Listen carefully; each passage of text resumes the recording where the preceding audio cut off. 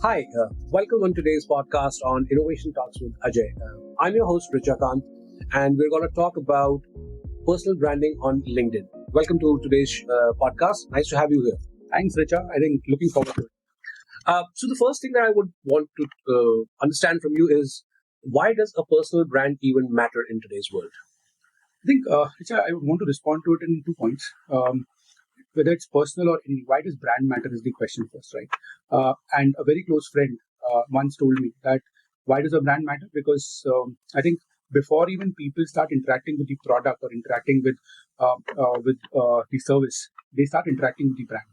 So if you look at it, it's the same analogy. Why have you brought an Apple phone or an iPhone? It's reason behind before even you experience the product, you experience Apple or you experience iPhone as a brand that was there.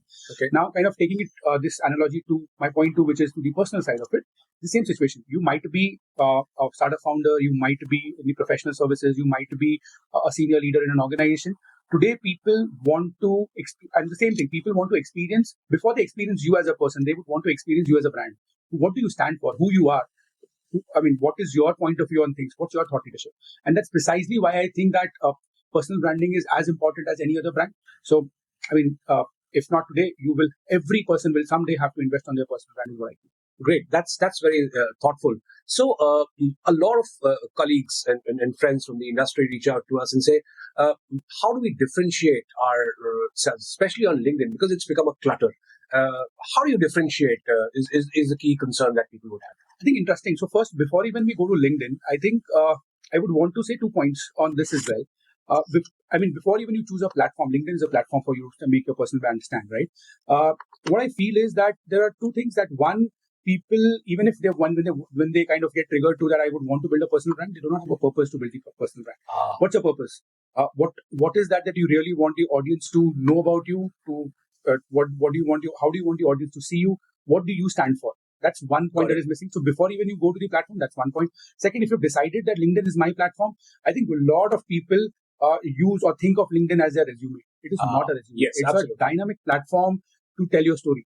So it's a dynamic platform to tell your story. So if you look at it like a dynamic platform, you kind of continuously keep interacting with people through the platform. I think it will be a great start, and that is how you can differentiate yourself rather than using it like so one, define your purpose, and two, don't use it like a resume. Think of it like a dynamic platform to tell your story.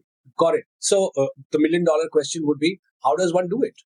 I think 3 points here is what I would want to tell you.